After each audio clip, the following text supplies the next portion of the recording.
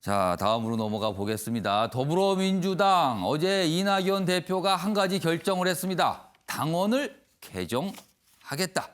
그런데 그 개정 여부를 전 당원에게 물어보겠다고 한 겁니다. 그 내용입니다. 여당은 서울시장 그리고 부산시장 보궐선거 공천 필요성이 있습니다. 지금 당원에 따르면 안 되지만 이걸 바꿔서 해보려고 합니다라는 겁니다. 지금.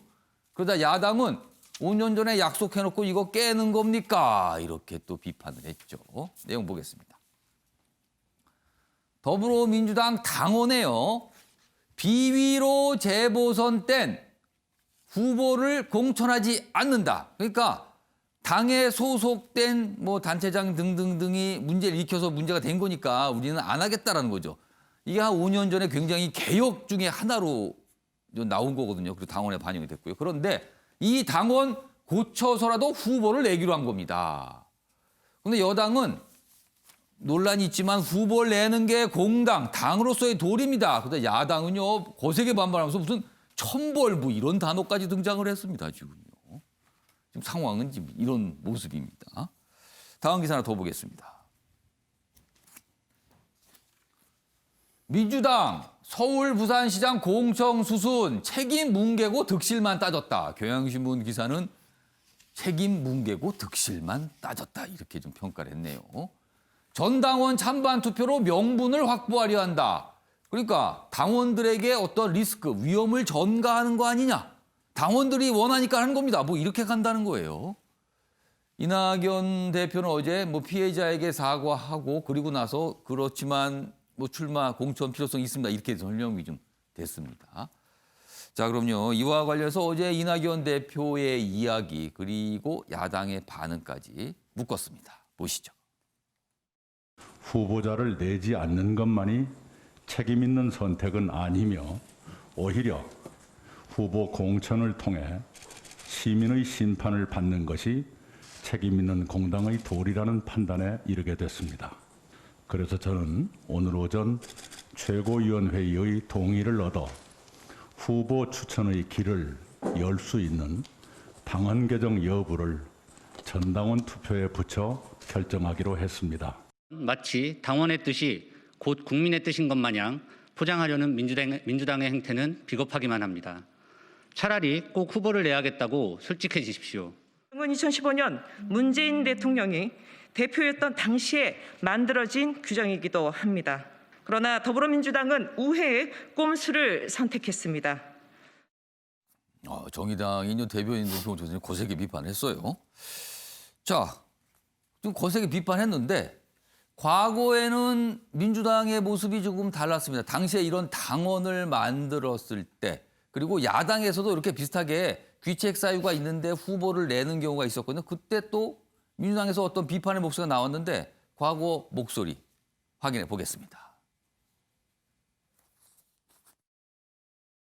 사실 자유당에서는 후보를 내지 않아야 마땅합니다. 유감스럽게도 자유당은 애초 무공천 방침을 바꿔서 다시 공천하기로 어제 결정했다고 합니다. 참으로 후안무치한 행태가 아닐 수가 없습니다. 이에 대해서는 유권자들의 현명한 판단과 심판이 당연히 따라야 될 것으로 봅니다. 자, 그리고 2015년에 이 당원이 이제 마련이 된 거죠. 그때 당시에 굉장히 어떤 민주당에서는 어떤 개혁 조치의 하나로 이제 굉장히 많이 알려지면서 이제 포함이 된 내용인데 이번에 이걸 바꾸겠다. 그리고 후보를 내겠다. 뭐 이런 겁니다, 지금요. 주홍구 교수님, 네. 5년 전 약속을 뒤집은 셈입니다, 지금요. 네, 약속 뒤집기에 대한 뭐 책임을 면피하기는 어려울 것 같고요. 근데 조금 돌이켜 보면은 과연 이 개혁이라고 말하는 당원이 문제가 없었느냐 그렇게 보기는 어렵습니다. 왜냐하면 당원들의 의견을 묻지 않고 그대로 공천하지 않겠다라는 게 그게 과연 민주적이고 당에 원하는 방향을 제시하는 당원이었느냐. 예. 그러니까 너무 윤리적인 잣대를 앞세워가지고 아예 공천 자체를 안 하겠다라는 당원의 좀 문제성에 대해서는 성찰했어야 된다고 봅니다. 그럼 그당 5년 전에는 그것까지 생각을 못했다는 거네요. 네, 맞습니다. 그러면. 좀 윤리적인 그 의견이 압도했던 것 같아요. 하지만 당원들의 의견을 존중해야 되는 게 당헌이거든요. 예. 그런 부분에서는 약속 파기는 분명하지만 지금의 당원을 조금 개정하려는 것은 시기적으로 맞물려서 좋지 않은 모양새지만 저는 적절한 조치라고는 생각이 드는데요. 예. 그런데 그럼에도 불구하고 일단 당원을 지켰고 그리고 또 공교롭게도 문재인 대통령께서 야당 대표이실 때 지금 출범시켰던 당원이잖아요. 예. 그러면 그 약속을 조금 지켜나가는 게 좋은 모양새가 아니었을까라는 생각에 대한 아쉬움은 짙게 났습니다. 좀 어려울 수는 있지만 이런 방법도 있지 않겠습니까? 뭐 범여권, 야권 단일화 후보를 추도한다든지 예. 연합공천의 방법을 내세운다든지 이제 그런 방법을 있지 굳이 이렇게 약속을 다 뒤집으면서까지 무공천을 파기하는 것에 대해서 예. 이게 대선에 대한 이전의 재보선 선거가 교두보 역할을 하기 때문에 그 중요성 때문에 후보를 내야 된다는 필요성은 알겠지만 예. 오히려 이렇게 해서 만약에 승리를 한다 하더라도 그게 독이 든 성배가 될 거라는 지적에 대해서는 여당이 더불어민주당이 분명히 귀담아 들어야 된다고 생각합니다. 그러니까 후보를 내서 뭐 보궐선거에서 당선이 되더라도 일단 절차적인 어떤 이런 비판을 받은 상황에서 시작이 되는 거니까 조금 문제가 있을 수 있다 이런 지적이셨습니다.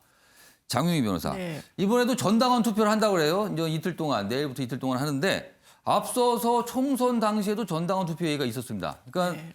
이른바 이제 비례대표용 위성정당을 민주당이 사실상 창당을 할 때 그때도 전 당원께 물어봤다. 그리고 전 당원의 동의가 있었기 때문에 간다 이거거든요. 지금 이번에도 또 전당원 투표 나온 겁니다. 글쎄요. 정치적으로 전당원 투표를 앞선 기사에서는 리스크를 전가한다. 뭐 이런 지적도 있었거든요. 이 부분은 어떻게 보십니까? 리스크를 전담하는 차원도 분명히 있어 보이고 또한 이제 명분을 마련하기 위한 하나의 이제 예. 과정에 있는 것 같습니다. 아까 주 교수님 말씀하신 것처럼 이 당헌을 만들 당시에 너무 이제 윤리적 잣대를 앞세워서 이런 상황을 뭐 예측하지 못하거나 이제 대비하지 못한 부분이 분명히 있어 보이고 예. 사실 어떤 원칙에 얽매일 필요도 있겠지만 정치는 생물이고 그렇다면 서울과 부산이라는 가장 큰 지자체의 어떤 수장을 뽑는데 집권 여당이 후보를 내지 않는다. 그렇다면 민주당 지지자들은 누구를 선택하고 어떻게 본인의 의사를 표출할 수 있겠습니까? 지금 일부 언론에서는 뭐 책임을 묻겠다라고 하지만 오히려 후보를 내지 않는 게 책임 정치에 반한다는 생각이 좀 들고 그렇다면 후보를 내서 정정당당하게 어떤 예. 지금의 상황까지 포함해가지고 국민들에게 선택을 받도록 그 여건을 만드는 게 집권 여당의 어떤 본 모습이 아닐까 이런 생각합니다. 조대현 평론가는 약간 좀 다른 생각을 가신 것 같아요. 곰곰이 지금 두 분 말씀을 듣고 계셨는데. 뭐 누가 보더라도 한 입 가지고 두 말 한 것이죠. 그리고 이렇게 한 입 가지고 두 말 하는 사람들은 그 상황이 바뀌면 또 세 말하고 네 말도 합니다. 미국 같은 나라를 보면 민주주의 역사가 오래된 그 나라에서는 정책의 실패나 지도자의 무능은 사실 탄핵 사유가 되지 않는데 우리가 볼 때는 아주 사소해 보이는 우리 정치인들이 매번 하는 그 거짓말을 하면 탄핵 사유가 되거든요. 왜 그렇겠습니까? 그리고 이 언론에서 지금 뭐 이낙연 대표를 향해서 이번에 이게 승부수를 던졌다 이런 얘기도 하는데 저는 이재명 지사한테 지금 국민 여론조사에서 뒤지다 보니 예. 이낙연 그 대표가 무리수를 뒀다. 저는 이런 생각이 들고 이분이 어떻게 생각하냐면 이제 국민 여론조사에서 이재명한테 밀리니 어떻게든 그 당내 경선은 그 친문 지지 핵심 지지층 가지고 승부를 볼 수 있는 그 시스템이 돼 있다 보니까 예. 어떻게든 그 지지층을 바라보면서 전형적인 뺄셈의 정치를 했다. 저는 또 그렇게 봅니다. 그래서 일셈이다. 예. 왜냐하면 결국 그 이낙연 대표가 나중에 대권 후보가 되고 대통령 본선에서 승리하려면 플러스 정치를 해서 외연을 확대하고 중도층으로 계속 끊임없이 진출을 해야 되는데 현재 중도층들이 그동안 이낙연 대표를 지지했던 그 이유는 합리적이고 원칙이 있고 원하고 이런 그 이미지가 있었거든요. 그 대표 이미지를 이제 갈수록 이분이 기성 정치인과 별반 다를 게 없구나.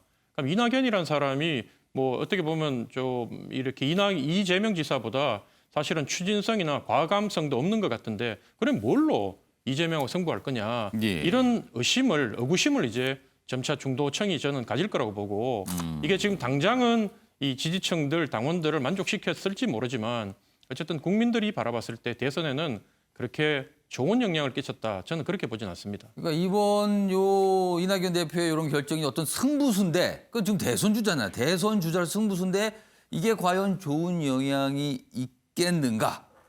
의문이 든다. 지금 조대현 평론가는 그렇게 분석을 해주셨어요. 관련 기사가 좀 있습니다. 보겠습니다.